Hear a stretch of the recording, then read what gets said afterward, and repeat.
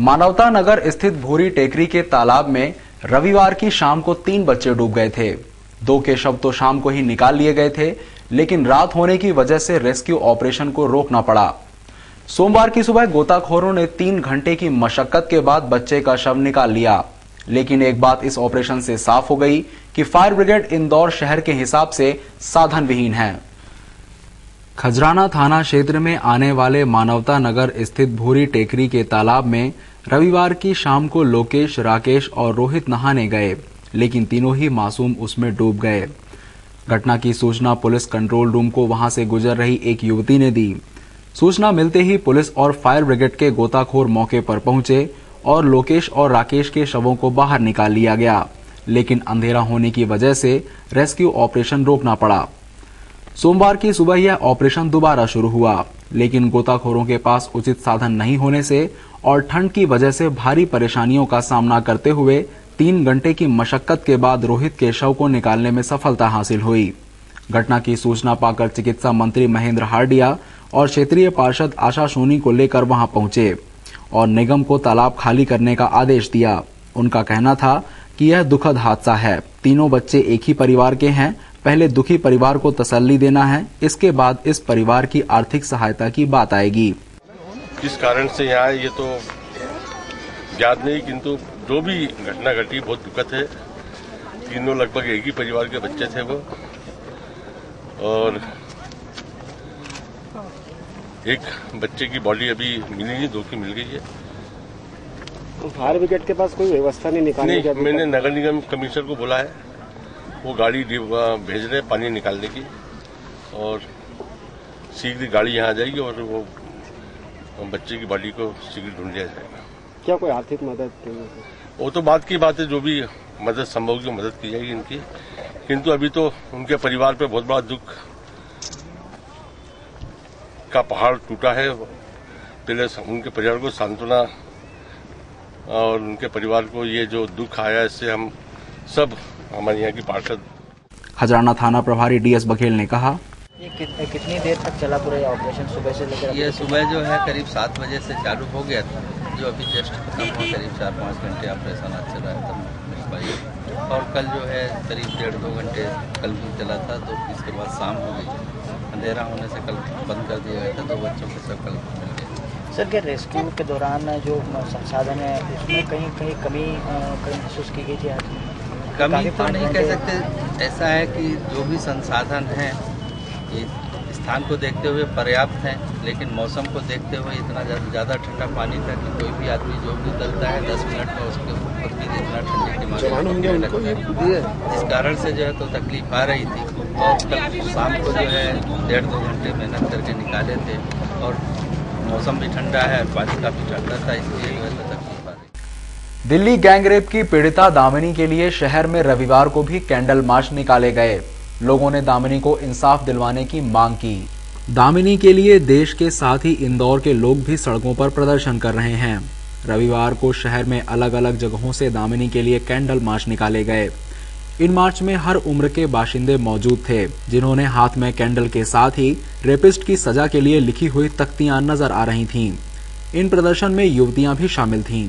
गोली मारो सालों को, दामिनी के हत्यारों को गोली मारो सालों को, दामिनी के हत्यारों को गोली मारो सालों को, दामिनी के हत्यारों को गोली मारो सालों को, गोली मारो सालों को, दामिनी के हत्यारों को गोली मारो सालों को, दामिनी के हत्यारों को गोली मारो सालों को, दामिनी के हत्यारों को गोली मारो सालों को, दामिनी के हत्यारों को गोली मारो सालों को, दामिनी के हत्यारों को गोली मारो सालों को, दामिनी के हत्यारों को गोली मारो सालों को, दामिनी के हत्यारों को, दामिनी के हत्यारों को गोली मारो। लोगों ने हत्यारों की सजा के लिए न केवल मांग की, बल्कि मार्च के दौरान दामिनी को श्रद्धांजलि भी दी।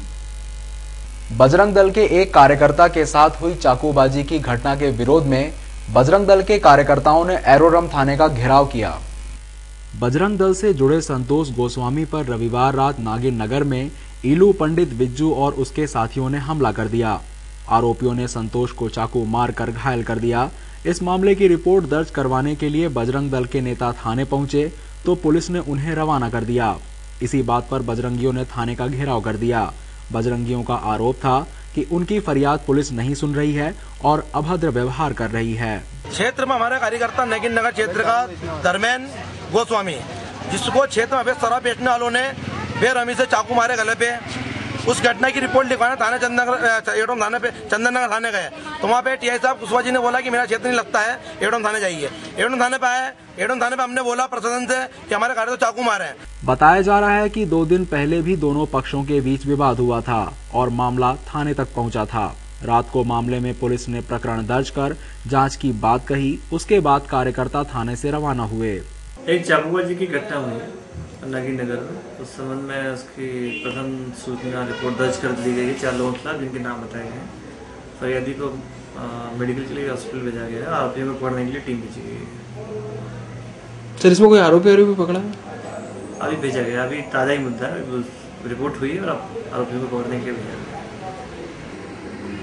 हीरानगर थाना क्षेत्र में एक किराने की दुकान चलाने वाले अधेड़ को 2 मासूम बच्चियों से अश्लील हरकत करने के मामले में गिरफ्तार किया गया है। हीरानगर थाना प्रभारी जीआर गोलिया ने बताया कि संजय पिता कैलाश की रिपोर्ट पर पुलिस ने किराने की दुकान चलाने वाले शंकर लाल को गिरफ्तार किया है। आरोपी ने सामान लेने आई 2 मासूम बच्चियों के साथ अश्लील हरकतें की हैं। पुलिस ने प्रकरण दर्ज कर जांच शुरू कर दी है। रिपोर्ट की गई है कि उनके मोहल्ले की बच्ची जो है उसकी बहन भूरी और यामिनी के साथ जो है ये शंकरलाल धोबी निवासी ईश्वर नगर का अश्लील हरकतें करता है। इस पर से जो है प्रकरण पंजीबद्ध कर जांच की जा रही है। जांच में जो भी सूरत होगी कार्रवाई की जाएगी। दोनों मासूम के परिजनों का कहना था कि यह सिलसिला कई दिनों से चल रहा था। जब हम इनकी दुकान पर गए तो इनकी लड़कियों ने हमारे साथ गाली गलौज कर हमें मारने दौड़ी। तब हम पुलिस की शरण में आए हैं। में करा है तो सवेरे बच्चों ने बताया उनके भैया से, उनके मम्मी नहीं है बच्चियों की। फिर हम लोगों ने सवेरे गए उनके यहाँ, तो वो बाहर निकलने को तैयार नहीं है और उनकी बेटियां गाली गुप्तार कर रही है, हम लोगों को उल्टा ही बोल रही है। मध्य प्रदेश हाई कोर्ट के निर्देश के बाद इंदौर में जिला प्रशासन, नगर निगम और आईडीए ने संयुक्त कार्यवाही को अंजाम देते हुए उन मैरिज गार्डन्स को अल्टीमेटम दिया है जो तय नियमों के मुताबिक पार्किंग की सुविधा मुहैया नहीं कराते हैं। जिला प्रशासन द्वारा अलग अलग एसडीएम के नेतृत्व में ये कार्रवाई की जा रही है। विजयनगर क्षेत्र के गार्डन्स में कार्रवाई के दौरान कई गार्डन संचालकों को नोटिस थमाए गए हैं, जिन पर 3 से 8 जनवरी के बीच सील किए जाने की कार्रवाई की जाएगी। इंदौर में वर्ष के आखिरी दिन सक्रिय हुए प्रशासनिक अमले ने उन मैरिज गार्डन्स को निशाना बनाया जो नियमों को ताक पर रखकर पार्किंग की सुविधा उपलब्ध नहीं करवा पाए। दरअसल हाई कोर्ट के निर्देश के बाद उन मैरिज गार्डन्स को चिन्हित किया गया है जो परिसर में 35% एरिया वाहन पार्किंग के लिए नहीं रखते हैं। ऐसे गार्डन्स पर कार्रवाई करने के लिए मिले निर्देशों में अब जिला प्रशासन ने मोर्चा खोलते हुए अलग अलग एसडीएम के नेतृत्व में उन गार्डन्स को चिन्हित किया जहां पार्किंग की सुविधा नियमों के मुताबिक नहीं है। लगभग 60 से अधिक मैरिज गार्डन्स को सील करने की कार्रवाई 3 जनवरी के बाद से हो सकती है। आज चिन्हित गार्डन्स की जांच के लिए जिला प्रशासनिक टीम पहुंची। इंदौर के विजयनगर इलाके में स्वागत गार्डन, सुरभि गार्डन सहित अन्य गार्डन्स के मालिकों को नोटिस थमाए गए और नोटिस के जरिए तुरंत पार्किंग निर्माण की चेतावनी भी दी गई।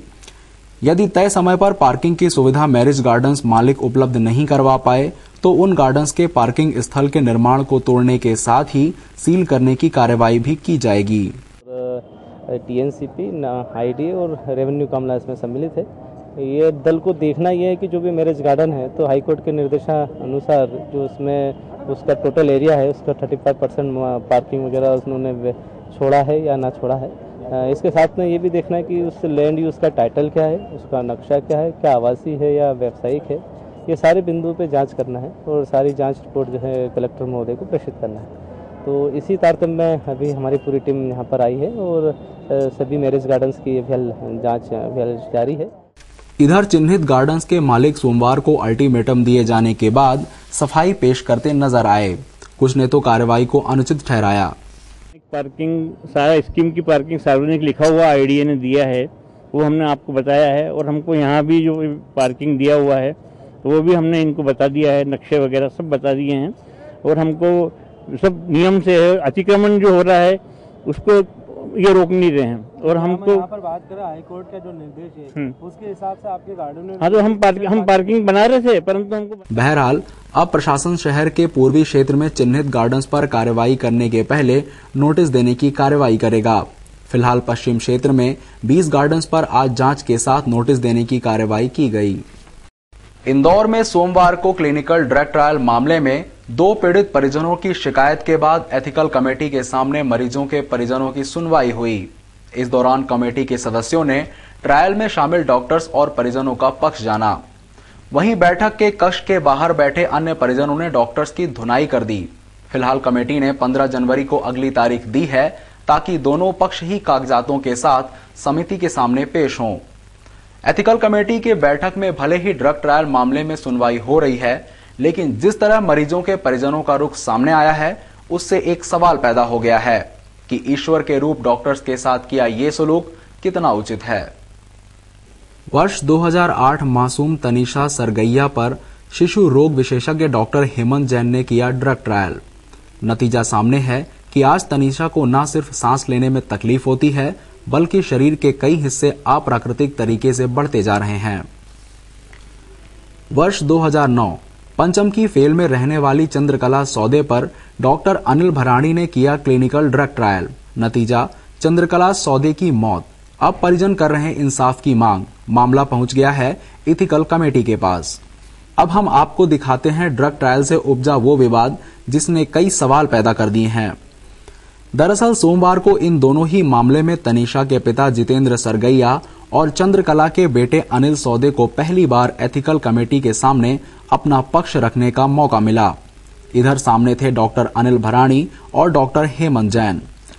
जहां पीड़ितों के वकीलों ने कई कागजातों के साथ परिजनों का पक्ष रखा, वहीं डॉक्टर ने भी बंद कमरे में हुई बैठक के दौरान अपना पक्ष रखा। बैठक जारी थी, इतने ही कमेटी में ओपिनियन रखने के लिए बुलाए गए डॉक्टर आशीष जैन कक्ष से बाहर निकले और शुरू हुई मीडिया की पूछताछ। बाहर खड़े अन्य परिजनों को लगा कि ये वही डॉक्टर हैं जिनकी वजह से उन्हें ड्रग ट्रायल का दंश झेलना पड़ रहा है। फिर क्या, पील पड़े दोनों ही पीड़ितों के परिजनों ने न सिर्फ हाथापाई की बल्कि चप्पल भी डॉक्टर राजेश भराणी को मारी गई। इतना ही नहीं, जैसे ही डॉक्टर अनिल भराणी बाहर निकले उनके साथ भी ऐसा ही सुलूक किया गया। कॉलर पकड़े तो कुछ नहीं बोला। कॉलर पकड़ी, किसने कॉलर पकड़ी आपकी? तुम सबने पकड़ी कॉलर? शर्म नहीं आ रही आपको?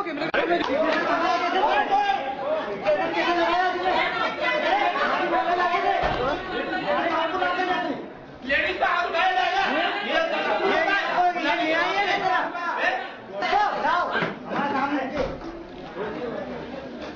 ये क्या है? लेडीजों पे हाथ उठाया जा रहा है यहाँ पे बुला के। बोलो डॉक्टर साहब को सॉरी बोलिए, हम हमसे आगे सॉरी बोलेंगे। वो बोल रहे मीडिया ने हाथ उठाया। इधर जब डॉक्टर अनिल भराणी से बात की गई तो उन्होंने इस मारपीट में षड्यंत्र की आशंका जताई। उनकी माने तो इस विवाद की शिकायत उन्होंने एथिकल कमेटी और पुलिस को कर दी है। वहीं चंद्रकला पर क्लिनिकल ड्रग ट्रायल उन्होंने अनुमति के बाद किया। आज मेडिकल कॉलेज में डीन कार्यालय में एथिक्स कमेटी की मीटिंग में मुझे एक शिकायत के मामले में गवाही देने बुलाया था। श्री अनिल सौदे द्वारा अपनी मां के बारे में हुई ड्रग ट्रायल के संबंध में शिकायत थी। इस बारे में उनके वकील साहब ने अपना बयान दिया, अपना पक्ष रखा और मैंने और दूसरे डॉक्टरों ने अपना पक्ष रखा। जब हम लोग इस मीटिंग से जैसे ही बाहर निकले तो बाहर प्रेस की मौजूदगी में श्री अनिल सौदे जो कंप्लेनर हैं, जो शिकायत करते हैं, उनकी भाभी और भाई ने अचानक मुझ पर आक्रमण कर दिया, हमला कर दिया, चप्पल से तुम्हारी मां को मार दिया। ऐसा करके मेरे हाथ में चोट आई और उनकी चूड़ी से, और मैं उसके बाद फिर लोगों ने मुझे बचा लिया, सबके पास में। मैंने अंदर जाके श्री अनिल सौदे को बताया कि आपकी रिश्तेदार ऐसा कर रहे हैं, तो उन्होंने, उनके वकील साहब ने कहा कि हम उनको समझाते हैं। वो बाहर आए, उन्होंने उनको समझा के शांत करके यहाँ से भेज दिया। जिस तरह से अचानक उन्होंने हमला किया, ऐसा लग रहा है शायद पहले से सोचा हुआ था, क्योंकि आमतौर पे सारी जो मीटिंगें होती हैं उसमें सब शांति से काम होता है, दोनों ही पक्ष सुने जाते हैं और निर्णय इंडिपेंडेंट होता है। इसका जो कमेटी की मीटिंग है उसमें न्यायमूर्ति रिटायर्ड मोले साहब की अध्यक्षता में हो रही थी, बाकी लोग भी थे इसमें। पीड़ितों के वकील अभिषेक ने बताया कि मामले की अगली सुनवाई 15 जनवरी को होगी और उन्होंने डॉक्टर्स द्वारा इलाज के दौरान की गई कागजी कार्रवाई की मांग की है। सुनवाई के लिए तारीख नियत थी पीड़ित पक्षों को, और पीड़ित पक्षों में जो दस्तावेज शुरू से मांग रहे थे वो अवेलेबल नहीं हो रहे थे। तो आज एथिकल कमेटी ने एक तो वकील की अनुमति भी दी कि वकील आप पक्ष की तरफ से बोल सकेगा, पीड़ित पक्ष की तरफ से, और उसमें जो हमने दस्तावेज मांगे थे तो कमेटी ने कहा कि हमें दस्तावेज उपलब्ध कराए जाएं। तो डॉक्टर्स जो हैं वो हमें जो दस्तावेज थे उन्हें उपलब्ध कराने के लिए तारीख दी गई है और वो उपलब्ध कराएंगे। क्या कुछ हुआ? बस कुछ नहीं, अभी तो सिर्फ दस्तावेज जो डॉक्यूमेंट्स के बिना ना वहां बात हो सकती थी वकील की या किसी की भी, तो डॉक्यूमेंट्स पहले अवेलेबल हो जाएं, उसके बाद में बात होनी। एथिकल कमेटी ने पूरे मामले में अब अगली तारीख 15 जनवरी तय की ताकि दोनों पक्ष में सबूतों के साथ कमेटी के पास पहुंचे। फिलहाल 3 सदस्यीय कमेटी ने दोनों पक्षों को जाना है। इस कमेटी में रिटायर्ड जस्टिस पीडी मुले, पद्मश्री कुट्टी मेनन और डॉक्टर सुरेश शिलावट मौजूद थे। हालांकि कमेटी ने मारपीट के मामले में अनभिज्ञता भी जताई है। बनाने के लिए मसौदा तैयार कर रही, जिसके तहत जो है जो आरोपी होगा उसको दिया जाएगा और 30 वर्ष की सजा का भी उसमें प्रावधान है। इस पर आपकी प्रतिक्रिया चाहिए कि क्या? अभी इस पर कहना मुश्किल है। एक प्रतिक्रिया ये भी आई है कि उनका लिंग ही काट देना चाहिए। अब ये हर एक के आइडियाज है किसका क्या होगा, आज मैं क्या प्रतिक्रिया दूं? कल कोई देख के उनको इस पे पिस्तौल से मार दिया जाए, अब ऐसा कैसे? इस पर क्या कह सकते? अब इस तरह के कानून अगर बनते हैं तो क्या अपराध में जो इस तरह के घटित होते हैं अपराध, उन पर रोक लगने की आपको कहना? देखो आप मेरे को आज कानून बहुत बने लेकिन अपराध हो ही रहे कि नहीं, तो केवल कानून से कोई अपराध अल्टीमेटली तो हर एक ने सोचना चाहिए। अब बलात्कार होते भाई, ये कोई लड़कियों की प्राइवेट प्रॉपर्टी थोड़ी कि तुम कुछ भी कर सकते हो, ये विकृति भी है हर एक इसमें। इस तरह के कानून बनने में कहाँ कोई दिक्कत आ सकती है आपको लगता है, क्योंकि आप लंबे समय जज रहे हैं? देखो कोई भी कानून परफेक्ट नहीं होता है, कुछ ना कुछ तो उसमें खामियां होती है। और उसके उपरांत भी जैसे आप कानून कहता है कि आज आपने खून किया तो आपको लाइफ होते ही कि नहीं, चोरी नहीं होना जो होते, तो ये तो कितना भी कहा तो कानून तो बनना चाहिए। कानून का प्रतिपालन करना तो हर एक आदमी है ना, काम है ना अपना, तो उसकी क्या प्रतिक्रिया होगी आज क्या कह सकते हैं? क्या सरकार क्या तय करती है, विचार भी विभिन्न कर सकते। जैसे इस पूरे घटनाक्रम ने कई सवाल खड़े कर दिए हैं। जब इतनी महत्वपूर्ण बैठक थी तो पुलिस को क्यों नहीं बुलाया गया? वहीं दूसरा और महत्वपूर्ण सवाल ये भी उठा कि डॉक्टर्स के ड्रग ट्रायल का दंश झेल चुके पीड़ितों के परिजनों को डॉक्टर्स का ऐसा हश्र करना जरूरी था? बहरहाल मारपीट के बाद डॉक्टर्स के साथ किया गया सलूक जायज था या नहीं, बड़ा सवाल है।